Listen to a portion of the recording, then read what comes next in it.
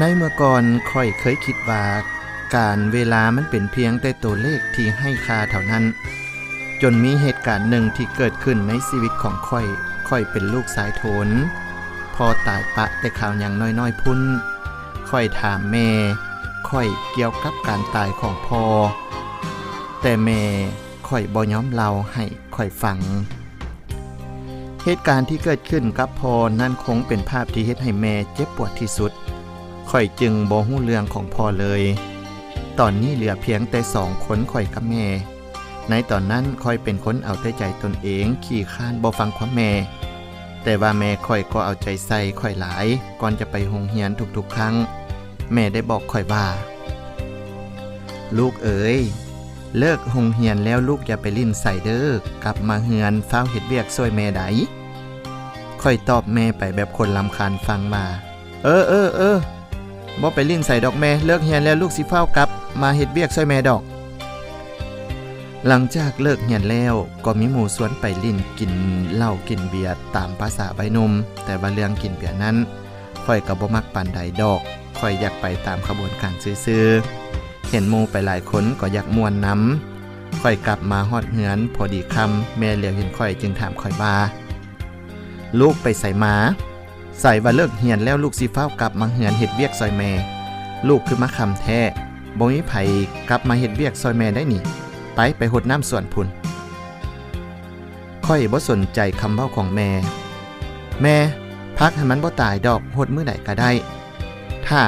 มันยังอยากมีชีวิตอยู่มันก็หายใจเอาเองบ่ต้องให้คนมาช่วยมันดอกค่อยตอบแบบคนขี้ค้านเอาไว้มื้ออื่นจึงสิหดมันพอค่อยเว้าสุดความแล้วค่อยก็ขึ้นถึงเหือนเปลี่ยนเครื่องอาบน้ำและเข้านอนก่อนนอนแต่ละมื้อแม่ก็จะบอกค่อยเสมอว่าลูกเอ๋ยเบิ่งบทเรียนเด้อลูกม.4 เสียงแล้วใดเวลาเหลือบ่ได้เด้อลูก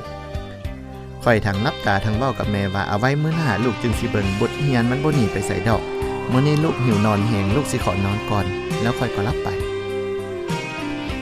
ค้ำลุกไปโรงเรียนติลูกเสียงแม่ปลุกโอ้ยสิฟ้าไปเฮ็ดหยังเด้ไปก็มีแต่นั่งท่าหมู่เข้าห้องบักดนจักน้อยลูกจึงสิไปลูกนอนก่อนจัก5 นาทีไปกะเสียเวลาซื่อๆนอนดีกว่าค่อยตอบแม่แบบเสียงบ่ม่วนบ่ได้เด้ลูกแม่เว้าความเสียดายเวลาถ้าลูกบ่อยากเสียเวลาท่าหมู่เข้าห้องลูกก็เอาปึ้มขึ้นมาอ่านเบิ่งติเวลามันมีค่าเด้ลูกอย่าให้มันเสียไปซื่อๆแม่บ่ดอกแม่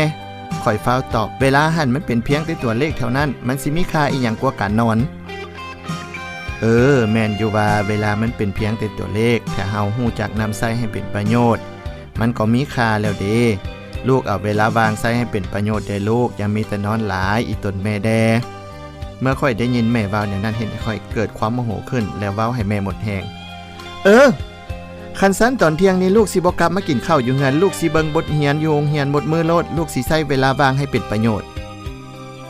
ค่อยเว้าประชดให้แม่แล้วค่อยก็นุ่งเครื่องไปโรงเรียนด้วยที่บ่คิดว่าคำเว้าในมื้อนั้นจะเฮ็ดให้แม่เสียใจแฮงปานใดมื้อนี้พวกค่อยเรียนวิชาศึกษาพลเมืองเฮาเรียนเกี่ยวกับครอบครัวแม่นหยังเสียงครูถามขึ้นเรียนไอ้ครูน้องขอตอบครอบครัวแม่นหัวหน่วยพื้นฐานของสังคมซึ่งประกอบโดยพ่อแม่อ้ายเอื้อยน้องเท้าหมูลุกขึ้นตอบพอค่อยได้ฟังแล้วค่อยจึงคิดในใจว่าครอบครัวแม่นหัวหน่วยพื้นฐานวะคิดแล้วก็ยิ้มออกแบบอยากหัวอันคำว่าพื้นฐานท่านมันแม่นหยังคือข่อยนี่บ่มีพ่อบ่มีอ้ายบ่มีเอื้อยบ่มีน้องมีเพียงแต่ข่อยผู้เดียวแนวนี้ก็เอิ้นว่าครอบครัวบ่ในขณะที่ข่อยนั่งคิดดนเติบข่อยก็ได้ยินเสียงของครูวิภาเอิ้นหาคำฮู้บ่ว่าตอนนี้แม่ของคำนอนอยู่ห้องหมอใดได้ยินครูเว้าเนี่ยนั้นข่อยก็เฝ้าแล่นไปห้องหมอทันทีมาฮอดห้องหมอแล้วค่อยถามหาหมอว่าเกิดหยังขึ้นครับแม่ของค่อยหมอได้ให้คำตอบกับข่อยว่าแม่ของค่อยมีโรคประจำตัวมาแต่ดนแล้วและได้รับผลกระทบกระเทือนทางจิตใจอย่างหนักหน่วงจากนั้นหมอก็ถามขึ้นเติมอีกว่ามื้อนี้มีหยังผิดเถียงกับแม่บ่ท่านหมอยังได้ให้คำแนะนำเติมอีกบ่ควรให้แม่เฮ็ดเวียกหนักแล้วก็บ่เว้าสิ่งที่เป็นการกระทบกระเทือนทางจิตใจของเพิ่น ทางที่ดีหลานควรจะพาแม่มาห้องหมอเดือนหนึ่ง3 เทื่อยิ่งเป็นการดีเพราะว่าอาการเจ็บของเรานี้บางเทื่อจะหาแห้งขึ้นย้ำใดก็ได้แล้วอีกอย่างหนึ่งขอให้หลานใช้เวลาที่มีอยู่น้ำเพิ่นให้มีค่าให้มีความหมายหลายที่สุด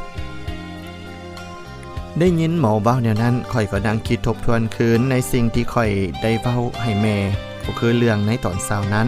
แล้วข่อยก็ย่างเข้าไปห้องที่แม่นอนแม่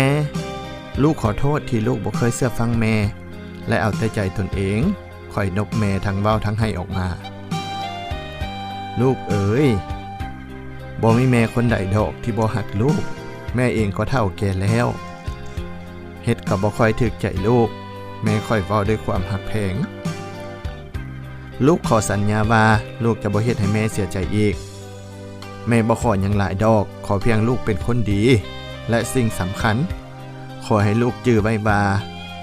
เวลามันมีคุณค่าหลวงหลายและเมื่อเวลากลายไปแล้วเฮาก็บ่สามารถดึงกลับคืนมาได้อยู่บ่ดนหมอก็เชิญข่อยออกนอกเพราะว่าคนเจ็บต้องการพักผ่อนแม่นอนห้องหมอเป็นเวลา5 มื้อเต็มนับแต่แม่ออกจากห้องหมอข่อยก็บ่ให้แม่เฮ็ดเวียกอีกเลยข่อยต้องเฮ็ดเวียกคนเดียวเพื่อบ่ให้แม่เมื่อยข่อยใช้เวลาทั้งหมดที่มีเพื่อเบิ่งแยงแม่เป็นอย่างดีเมื่อที่ออกห้องหมอแม่ได้ย่างเลาะเบิ่งสวนแนมเบิ่งนานพักโอ้หลังจากที่แม่บ่อยู่5 มื้อพักใหญ่ขึ้นกว่าเก่าเนาะแม่ทวงขึ้นทันทีลูกขดน้ำมันบ่จักเด้มันก็สิใหญ่ตามภาษาของพืชที่ยังหายใจอยู่มันจึงใหญ่ขึ้นเบิ่งแม่พักใหญ่ขึ้นตามธรรมชาติค่อยตอบแม่แบบนั้นย้อนจากหลอกล้อแม่แนมเบิ่งหน้าค่อยทันทีเปิดนึงค่อยก็หัวออกว่าเว้าหยอกดอกแม่ลูกก็ตั้งใจหดมันเป็นอย่างดีค่อยคิดมาหดนี้ถ้าค่อยมัวแต่คิดแต่แนวเก่าก็คงจะบ่มีวันนี้วันที่ค่อยกับแม่นั่งกินข้าวน้ำกันในตอนค่ำคืนที่มีแสงจันทร์ส่องลงมาคือเวลาที่ค่อยมีความสุขหลาย